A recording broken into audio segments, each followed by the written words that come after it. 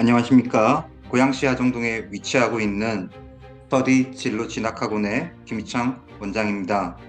오늘 강의 주제는 입시란 무엇인가에 대해 알아보도록 하겠습니다. 이를 통해 약술형 논술을 준비하는 고3 수험생과 N수생들이 입시 전략을 수립하는 데 있어서 조금이라도 도움이 되기를 바랍니다. 간략하게 제 소개를 드리도록 하겠습니다. 현재 저는 고양신문에서 교육 칼럼을 쓰고 있으며 호소대에서도 진로 진학 상담사 자격증반을 맡고 있습니다. 이것으로 제 소개를 마치고 본격적인 강의를 시작하도록 하겠습니다. 오늘 논제는 입시란 무엇인가에 대한 내용입니다.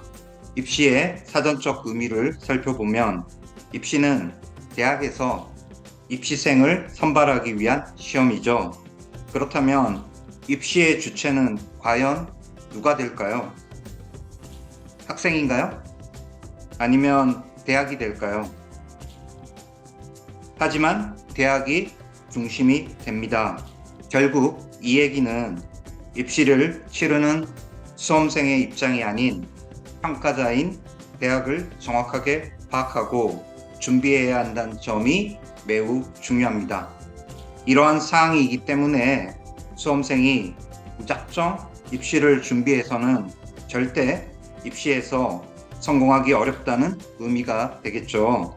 따라서 같은 내신, 같은 수능 성적이라도 입시 전략에 따라서 대학의 색깔이 달라지기 때문에 입시에서는 무엇보다도 전략이 중요하다는 것을 명심해 주시기를 바랍니다. 지금부터 입시란 무엇인가의 주제에 대해서 다음 세 가지 측면에 대해서 정리해 보도록 하겠습니다. 자, 입시란 무엇인가? 다시 한번 정리하면 대입의 전략이 중요하다는 것을 말씀드리며 첫 번째, 현실을 정확하게 파악해야 한다. 두 번째는 입시에 다양하게 접근할 수 있어야 한다. 세 번째는 입시를 넘어 큰 그림을 그리도록 해야 한다. 자, 첫 번째, 현실을 정확하게 파악해야 한다는 점에서 살펴보도록 하겠습니다. 저는 현재 25년째 대한민국 교육 특구 지역인 대치동, 목동, 일산 등에서 입시 컨설팅을 진행하고 있습니다. 그리고 김희창 입시 컨설팅이라는 전문 입시 컨설팅 교육 브랜드를 운영 중이며 전국의 다양한 성적대의 수험생들이 입시 컨설팅을 받으러 옵니다. 서울대, 연세대, 고려대 등 명문대를 진학해야 한다는 인식이 지금보다 확연하게 줄어들지 않는 이상은 치열한 경쟁의 구도는 사라지지 않을 것이라고 보여집니다. 자, 명문대에 진학해야 한다는 인식이 바뀌지 않는 한은 경쟁 구도의 입시는 계속 지속된다. 꼭 기억해 두시면 좋을 것 같고요. 자, 우리는 명문대 진학을 곧 입시 성공이라고 생각하고 있죠. 자, 명문대라고 칭하는 대학이 상위권 일부 대학임을 고려하면 실제로 입시에 실패하는 수험생의 비율은 압도적으로 높은 셈이죠. 자, 성공하는 학생과 실패하는 학생의 차이는 명확합니다. 자, 실패하는 학생들은 성공하는 학생들이 준비하는 것들을 하지 않고 있다는 점입니다. 특히 실패하는 학생 대다수가 스스로 변화를 꾀하지 않으면서 결과가 바뀌기를 원하고 있습니다. 이러한 진학과 관련해 막연한 기대와 막연한 어떤 낙관적인 전망으로 자신을 다독이는 것은 원하는 결과에 아무런 영향을 끼칠 수 없다는 점입니다. 우리는 대학이 진정으로 원하는 것이 무엇이며 그것들을 충족시키기 위해 무엇을 해야 하는지를 진지하게 고민해 볼 필요가 있습니다. 한 등급 높은 성적, 더 많은 수상과 봉사 시간 등이 과거와 같은 진학을 보장해주는 시대는 아닙니다. 단순히 줄 세우기식의 입시의 고정관념을 버리고 열린 자세로 현 입시 제도를 정확히 마주할 때 원하는 결과에 한 발자국 더 다가갈 수 있다는 점을 기억해 두시기 바랍니다. 자, 명문대들이 성적 이외에도 다양한 활동을 평가하는 학생부 종합 전형 선발을 선호하는 이유가 무엇일까요? 자, 합격하는 학생들의 성적이면 성적, 활동이면 활동, 무엇 하나 뒤처지지 않습니다. 하루 24시간을 충실하게 활용하는 것도 개인의 능력임을 관가해서는 안 됩니다. 자, 명문대를 진학하고 싶다면 지금부터라도 부지런해져야 하며 다음에 거론되는 내용들을 반드시 실천해 주시기 부탁드립니다. 자, 두 번째 내용 한번 살펴볼게요. 자, 입시 다양하게 접근할 수 있다. 자, 수험생과 학부모들은 대학 가기 너무 어렵다는 불만들을 토로하고 있습니다. 예전에는 공부만 잘하면 대학에 진학할 수 있다고 생각했지만 지금은 대입 전형이 너무 복잡해져서 챙겨야 할 것들이 많다는 이유에서입니다. 수시의 등장과 함께 많이 들어왔던 말이지만 제도적으로는 크게 변한 것은 없습니다. 오히려 입시 전형은 더욱 세분화되고 명문대를 준비하는 수험생들의 성적, 실적, 성적 들이 상향 표준화되면서 수험생들의 불만은 더욱 가중되고 있는 상황입니다.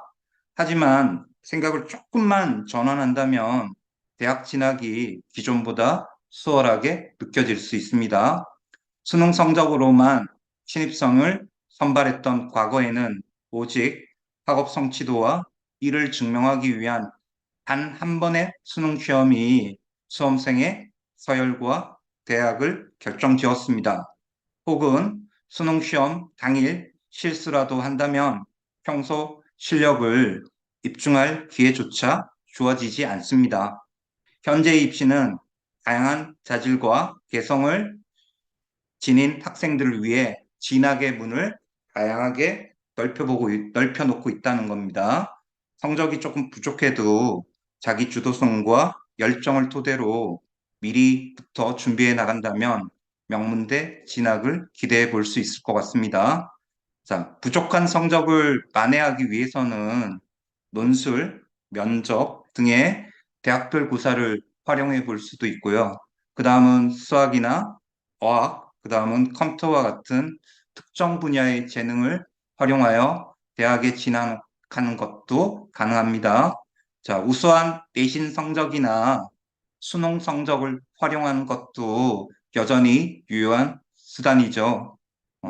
이런 다양한 전형에 고민되신다면 내신과 수능 성적 끌어올려서 평가자의 입장과 상관없이 자신이 그것을 돌파하는 방법이 가장 중요할 수도 있겠죠. 자, 세 번째, 입시를 넘어 큰 그림을 그리자. 이거 살펴볼게요. 자, 올해 24학년도는 과거와 같이 여전히 수시 중심의 입시 체계라는 점 알고 계시면 좋을 것 같고요. 자, 정시 선발을 최대 40%까지 확대하고 학생부 일부 기재 방법의 변경과 같은 수시를 견제하는 이슈들이 대두되고 있습니다. 특히 올해부터는 자소서가 없어졌다는 것도 꼭 기억해 두시면 좋을 것 같습니다. 제가 최근 카페와 블로그 활동을 하다 보면 기존보다 더 많은 수험생과 학부모들이 고민하는 모습들을 볼 수 있습니다. 자, 예전보다 입시에 대한 인식이 나아졌다고 하지만 여전히 많은 분들이 입시에 대한 상당한 부분에 대해 오해를 하고 있을 뿐만 아니라 비효율적인 방법으로 입시를 대비하고 있다는 점이 매우 안타까웠습니다. 그래서 더 많은 분들에게 정확한 입시 정보를 전달해 드려야겠다는 책임감이 들어 현재도 이런 강의들을 찍고 노력하고 있습니다. 자, 지금까지 세 가지 측면에 대해서 살펴보았고요. 다시 한번 정리해 볼까요? 첫 번째, 현실을 정확히 파악해야 입시는 준비하기가 수월합니다. 그리고 입시를 한 가지 측면보다는 다양하게 접근해서 본인한테 적절하고 맞는 것들을 찾아주는 게 중요하겠죠. 그리고 마지막은 단순히 합격해야 된다는 단순한 생각보다는 좀 더 진로와 관련되는 것. 본인이 희망하는 대학도 고려하지만 희망하는 학과를 통해서 내가 어떤 그림을 그려야 되겠다는 큰 그림을 그리면서 입시를 준비하시면 좋을 것 같습니다. 이상으로 입시란 무엇인가에 대한 강의 내용을 마치도록 하겠습니다. 감사합니다.